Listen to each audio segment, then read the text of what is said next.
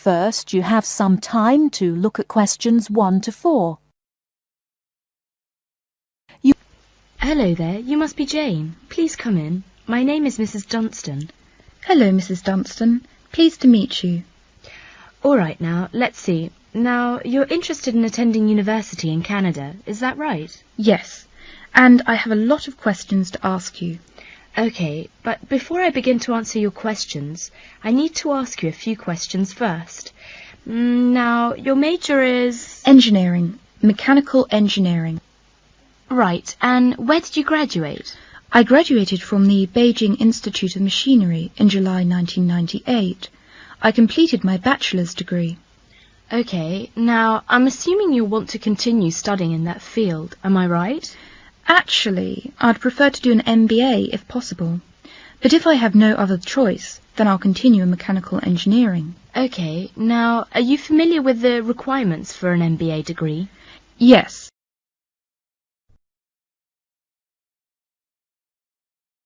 Now listen and answer questions 5 to 10. I think I need to do well on the GMAT, and I'll definitely need the TOEFL or IELTS, right? That's right. You'll need at least 600 on the TOEFL or 6.5 on IELTS. In addition, you need to have completed a bachelor's degree too. Did you take the GMAT yet? No, but I plan to take it in August. The requirements for a master's degree in engineering are a little different. You'll need to take the GRE and of course the TOEFL or IELTS. I see. And when do I start to apply? The best time to start the application process is in November or December of the year prior to your intended year of study. Application forms are usually available in September or October. Which schools in Canada offer the MBA degree? Of the approximately 50 universities in Canada, 20 offer an MBA. Here's a small booklet summarising Canadian university programs. You'll find all the information on page 22. Great. Thanks. And how about tuition and scholarships? Tuition for MBA programs has been steadily increasing. Some universities now charge the full tuition, meaning that there is no government subsidy.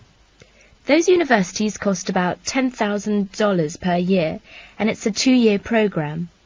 Other universities are still government subsidised, so the tuition is only about $4,500 per year. In terms of scholarships, usually the top 5 students entering the MBA program are given a generous scholarship. All other students have to pay the full fees. International students have to pay the full tuition. That's $10,000 per year. Oh. Is it very difficult to get into an MBA program? Yes, in fact, the competition is very strong. MBA graduates have a pretty easy time finding a job, so many students are eager to do the program thinking it will guarantee them success in their careers. Well, it sure does sound like an excellent way to start a promising future. What is the school year like? Classes begin in September each year and finish before Christmas. They resume after New Year and finish at the end of April. And after April? Why, that's your summer holiday. Sounds great. I want to thank you, Mrs. Dunstan, for all your help. I really do appreciate it. You're very welcome. And if you have any other questions, please feel free to contact me. You know my number, right? I sure do. Thanks very much. Goodbye. First, look at questions 11 to 14. Listen carefully. Who's next, please? I think I am. How can I help you? I just came in on flight 372 from Singapore at 11:30 and my luggage hasn't arrived. I've been waiting at the baggage claim for about half an hour now and everything seems to have come off the plane. The conveyor belt has stopped and all the passengers have gone. So I came here to find out what has happened to my bag. Can I see your ticket, please? Here it is. So you came from Hong Kong today and changed planes in Singapore, right? Yes, the connection in Singapore was a tight one. The plane got in late and I had to rush to get to the next flight. That's the problem right there. There wasn't enough time to get your bags onto the connecting flight. Normally Singapore Airport is very efficient. Now, I need you to fill in these forms. Your name. Jenny Lee. Address? I guess you want my address here. I'm staying with relatives. Just a minute, I'll have to look it up. It looks like 583.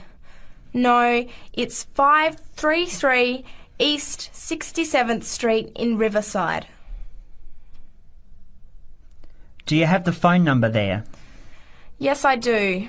It's 9301 4269. So you came in on Qantas Flight 392. Do you know the number of the flight out of Hong Kong? Let me see. I think it was Cathay Pacific 900 or something. Oh yes, it says here, CX 912. You will now listen to the second part of the talk.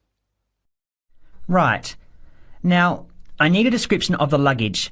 How many pieces did you check in? Just one. Can you describe it for me? Here is a picture to help you. Okay. It's a big bag, like this one. Rectangular. Not hard shell, but soft covered, and it has a zipper around the front. Is it black? No, sort of a grey colour. Any identification? Just a tag with my name on it. Any other features?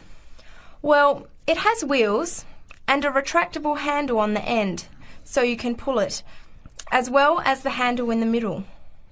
OK, that's fine.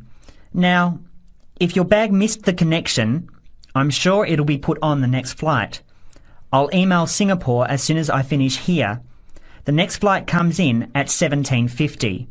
That's 10 to 6 this evening. You can pick it up then. 10 to 6? That's too long to wait. Can I get my uncle to pick up the bag on his way home from work? Sorry, you have to be here yourself to clear customs. Of course, I almost forgot. Will the bag come here, to this desk? Yes. You pick it up here, then take it over to the customs area. By the way, don't forget to bring your passport. You will also need to have the key plus your ticket with a baggage claim number on it. Oh, okay. Guess I'll have to come back tomorrow then. It's lucky I packed everything I need for now in my carry-on bag. Yes, that's always a good idea. Be prepared.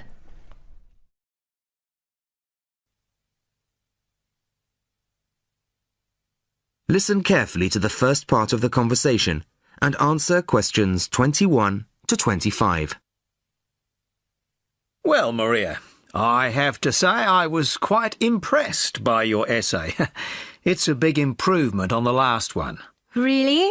I'm glad. I put a lot more work into this one. I really spent ages on it. And it shows. You've addressed most of the problems I pointed out last time.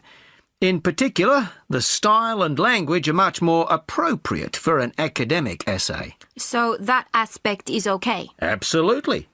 If you carry on like this, you shouldn't have any significant problems in that department. That's a relief. I've been quite worried about that, although I've been reading a lot of other essays to try to get the right style. Well, I'd say you've been successful. There are just one or two minor things you could look at. Your punctuation's quite basic. It's really just full stops and commas. And parentheses. Brackets? Yes, brackets if you prefer. In academic writing, these are best used only occasionally, if at all. You use them rather too often. Okay, I see. And I'm sorry to mention it, but your spelling. I know. But I'm working on a foreign computer. The spell checker doesn't work for English. Are you sure? Have you tried changing the setting to English? No, I haven't. Well, I should see if that's possible. I haven't marked you down this time, but, well, some of my colleagues are a bit old-fashioned about spelling. I'd try to get that sorted out if I were you. Okay, I understand. I'll try to change the setting.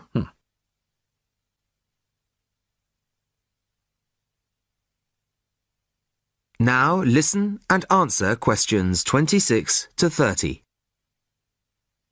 The only major problem I have with the content of your essay is the introduction. The introduction should, well, introduce the theme of the essay. You've put some of the most important points there. For example, this bit. The statistics about the growth of railways in the 1850s.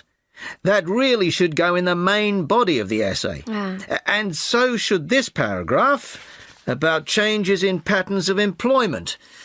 In general, I'd say your introductory section should be no more than half as long as it is at the moment. Okay. And I should move those points forward?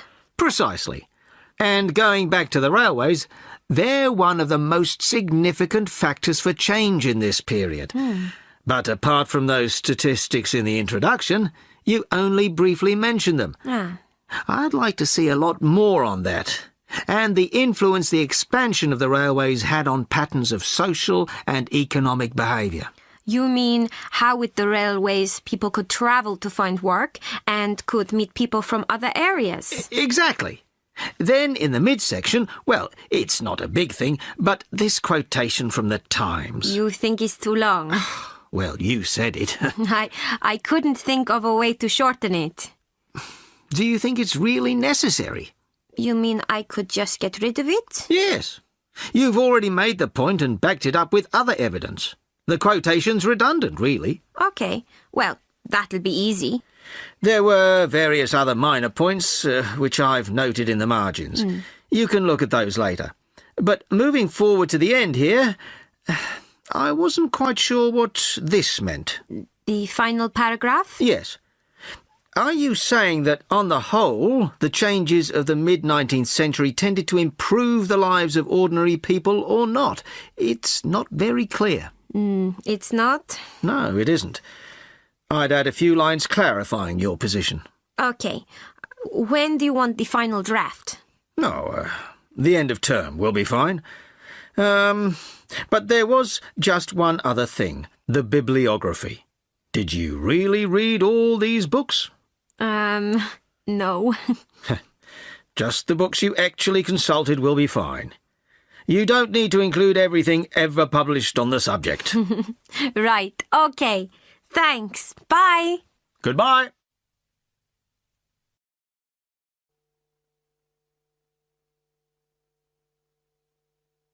Now, listen carefully to the talk and answer questions 31 to 35.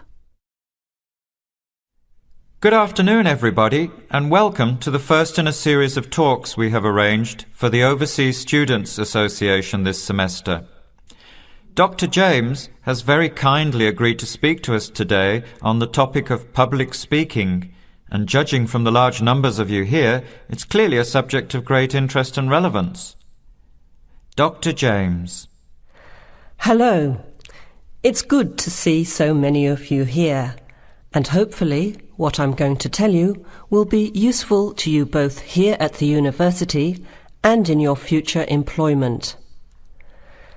Many people avoid speaking publicly, by which I mean in front of, say, 10 or more people. Not because they lack the ability, but mainly because they lack confidence, which is really only due to lack of practice.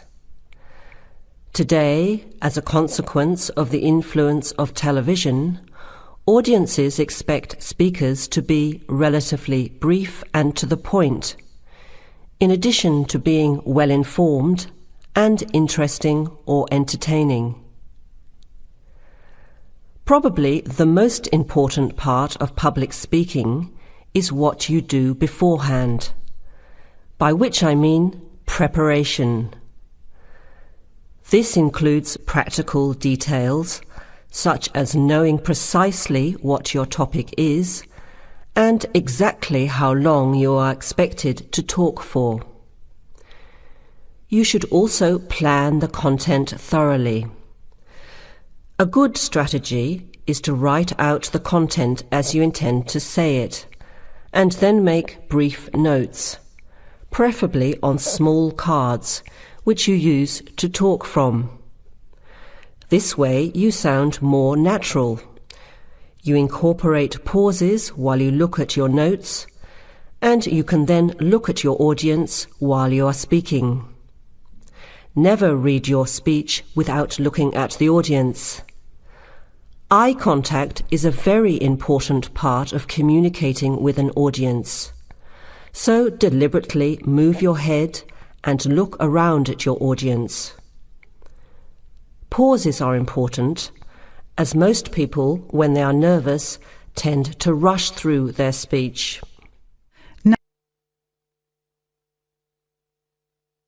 Now listen and answer questions 36 to 40. Practice speaking slowly. This gives you more time to pronounce your words correctly.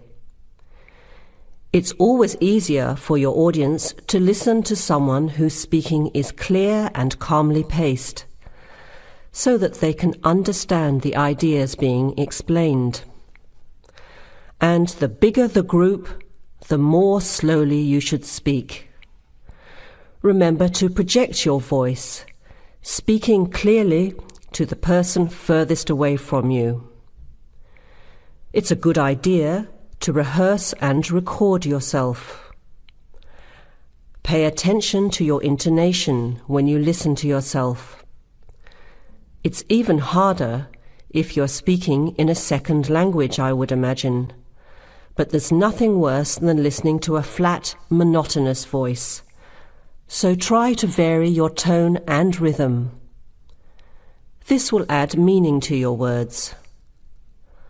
Lastly, pay attention to both your posture and your gestures. A confident person stands or sits in a small group with their head up, chin out, and shoulders back.